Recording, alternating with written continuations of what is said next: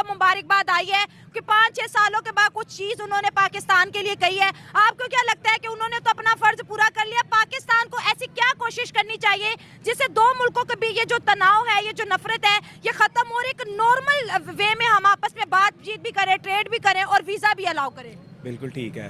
पहले बात आपकी मैं क्लियर करता चलूं, सबसे पहला हल यही है कि कश्मीर का हल कर दें। अच्छा। जिस पे हमारा लीडर पूरा मोदी ने शहबाज शरीफ को मुबारकबाद दी है कि आपको दूसरी दफा मुल्क पाकिस्तान का वजीर आजम मुंतखब किया गया है। सर, सवाल यहाँ पर यह है कि शहबाज शरीफ ने पार्लियामेंट हाउस के अंदर कश्मीर के नाम पर बहुत ज्यादा इंडिया के बारे में बात की कि वो जुल्म कर रहा है, इंसानी जो ह्यूमन राइट्स है उसकी वायलेशन कश्मीर में हो रही है। लेकिन इतना नफरत फेंकने के बाद भी इंडिया के प्राइम मिनिस्टर ने शहबाज शरीफ को मुबारकबाद भी दी है।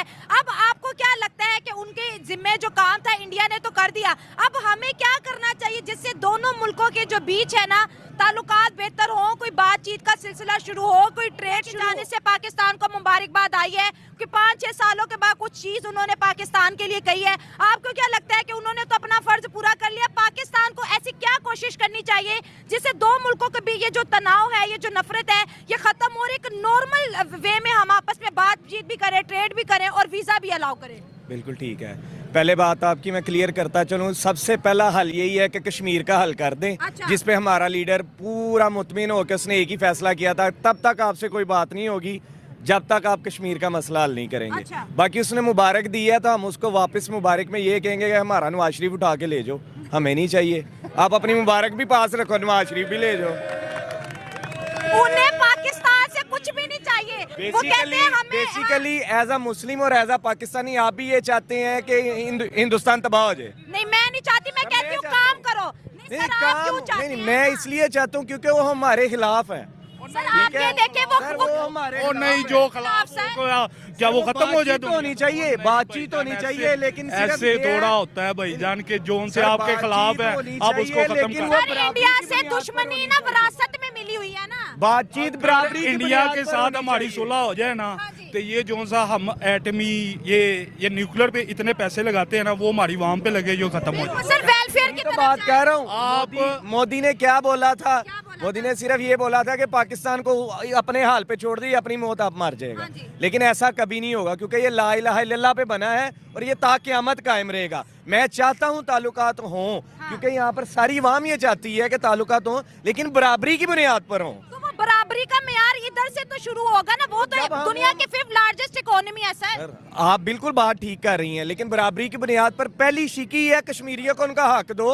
ठीक है, हमसे आके बात करो, हम ट्रेड भी करने को तैयार हैं, कश्मीरियों को हम खत्म करने को तैयार हैं। जिस टॉपिक पे बात करने को वो लोग तैयार हैं, हम उस टॉपिक पे आने को तैयार हैं। लेकिन आप कहते हैं कि कश्मीर आए बात करें। सर, यहाँ पे सवाल मेरा ये, क्या पाकिस्तान से बढ़कर कश्मीर है? अपनी आवाम मर रही है, खुदकुशियां कर रही है, लेकिन ट्रेड नहीं करनी, कश्मीर चाहिए। क्यों? पाकिस्तानियों को प्रायोरिटी क्यों नहीं दी जा रही? पाकिस्तानियों को इसलिए नहीं दी जा रही क्योंकि इनका वोट का हक नहीं सही जगह पे इस्तेमाल हो रहा है। हमारे मुल्क में कानून ही नहीं है ना, जिसकी वजह से पूरे मुल्क में किसी को भी नहीं दी जाती। सर, वोट का हक दिया है। 8 फरवरी को इमरान खान जीता है, 9 को नवाज शरीफ जीत गया है। वो आके ना उन्होंने वोट 9 फरवरी को डाले हैं, दूर दूर से आना होता था उन्होंने। जो सीधी सी बात है। मैं आपको ये भी कभी हार गए, तुसी ना ही बोलो, तुसी ना ही बोलो, तुसी हल्के जो भी हार गए हो, ਤੁਸੀਂ ਐਸ ਹਲਕੇ ਚ ਹੀ ਹਾਰ ਗਏ, ਤੁਸੀਂ ਤਾਂ ਨਾ ਹੀ ਬੋਲੋ। ਤੁਹਾਨੂੰ ਹਰ ਯੂਸੀ ਚੋਂ ਜਿਹੜਾ ਨਾ, ਹਰ ਯੂਸੀ ਚ ਜੋ ਤੁਹਾਡਾ ਹਾਲ ਹੋਇਆ ਨਾ, ਉਹ ਸਾਰਿਆਂ ਨੂੰ ਪਤਾ। अच्छा, एक मिनट बात सुने।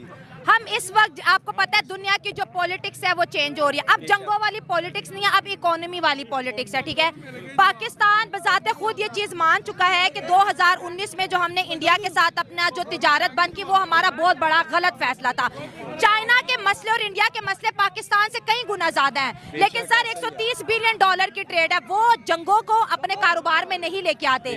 आज पाकिस्तान का हर प्राइम मिनिस्टर कहता है कि इंडिया से ट्रेड करनी है, वो बॉर्डर खोलने हैं ताकि मुल्क की मईशत बेहतर हो। लेकिन आज वो हमें चैलेंज करते हैं कि पहले दहशतगर्दी खत्म करो, फिर इंडिया बात करेगा। आपकी बात बिल्कुल ठीक है। आप ये बता सकती हैं कि आप ये फैसला कर सकती हैं कि आप इंडिया से ट्रेड करें?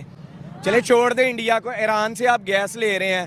अमेरिका अबू जी ने बोला है कि आपने गैस नहीं लेनी, हमारे हक में। हमने ईरान से तो गैस नहीं ली, रशिया से पेट्रोल आ रहा था, हमने वो नहीं लिया क्योंकि अमेरिका ने बोला है कि आप नहीं ले सकते। जब आप उधर अपना हक नहीं इस्तेमाल कर पा रहे जहाँ पर हमें प्रॉपर फायदा है, ठीक है, आपको ये पता है कि मार्च के एंड में 18 अरब डॉलर हमको पे करना पड़ेगा, ठीक है।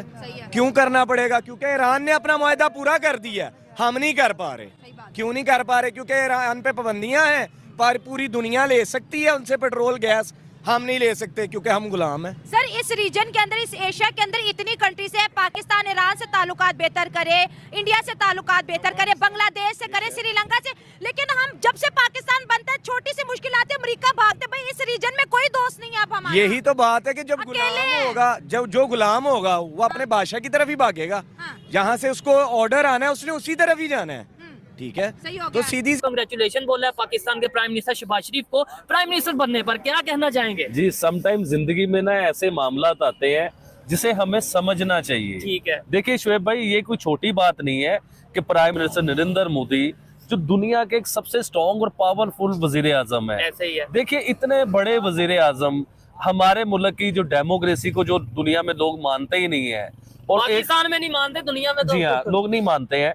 अब आप ये देखें कि इतनी बड़ी इकोनॉमी, इतने बड़े मुल्क के वजीर आजम, जहाँ पे एक शादी हो रही है और दुनिया के अमीर तरीन लोगों की शादी हो रही है और दुनिया के अमीर तरीन लोग उधर है। देखिए, मैं बात बताने का मकसद ये है कि प्राइम मिनिस्टर मोदी एक बहुत बड़े वजीर आजम तो थे, लेकिन आज उन्होंने एक बहुत बड़े इंसान होने का सबूत दिया है। देखिए, हमें उस चीज को फायदे में कैसे लेना है वो हमारे पर डिपेंड करता है। आज देखिए, प्राइम मिनिस्टर मोदी ने वजीर आजम शहबाज शरीफ बनने पे उन्हें मुबारकबाद दी, एक डिटेल से पूरा ट्वीट उन्होंने किया है।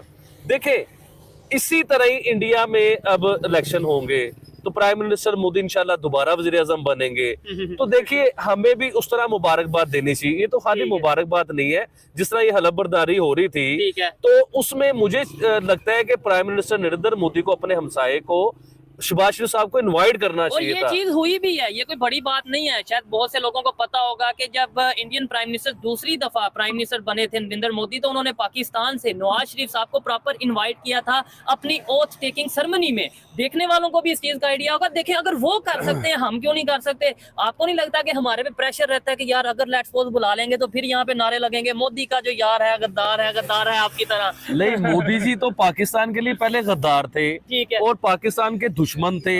पाकिस्तान में जो भी पत्ता भी हिल जाता है ना दरख्त के ऊपर, तो वो इंडिया करवा रहा है या प्राइम मिनिस्टर मोदी करवा रहे हैं। तो देखे, मोदी जी ने आज तो सारी सीमाएं पार करके उन्होंने मैं हिंदी भी बोलने लग गया हूँ, तो सारी सीमाएं पार करके आज उन्होंने पाकिस्तान।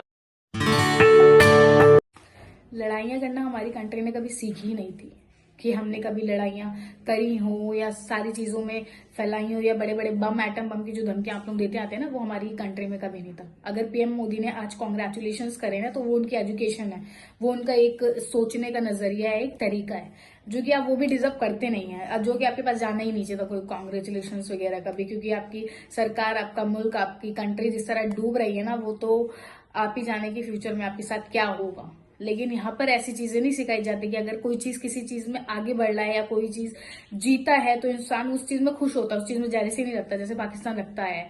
तो आज अगर पीएम मोदी ने ये चीज करी है ना, तो उन्होंने बहुत सी चीजें सोच समझ के करी होंगी। और आज हम एक इंडियन होकर के पीएम मोदी को एक अपने प्रधानमंत्री के रूप में देखते हैं, और जितना हमारी ग्रोथ हुई है उनके आने के बाद, हमारी कंट्री की ग्रोथ हुई है ना, उसके लिए काबिले तारीफ है वो चीज, क्योंकि उन्होंने बहुत से सेक्टर्स में चीजों को इतना बेहतर करा है ना, तो वो चीज बोलनी पड़ेगी कि जो उनकी सोच है, जो उनका सोचने का तरीका है, वो बहुत आगे है। तो पाकिस्तान तो कभी बीट नहीं कर सकता है, तो आप उनके जैसे बन भी नहीं सकते हैं। तो आप बस बातें ही करते रह जाएंगे कि हाँ पीएम मोदी ने ये करा, और हाँ हमें एज अ इंडियन बहुत प्राउड है अपने नेशन के पीएम से कि उन्होंने हमारी कंट्री को इतने आगे तक पहुंचाया। उनके आने के बाद G20 जैसी बड़ी बड़ी मीटिंग्स हमारे भारत में हुई है, तो किस किस को प्रधानमंत्री पे इतना ज्यादा प्राउड है, वो जरूर मेरी वीडियो के नीचे कमेंट करिएगा। चलिए मिलते हैं नेक्स्ट वीडियो में, तब तक के लिए अपना ध्यान रखिए।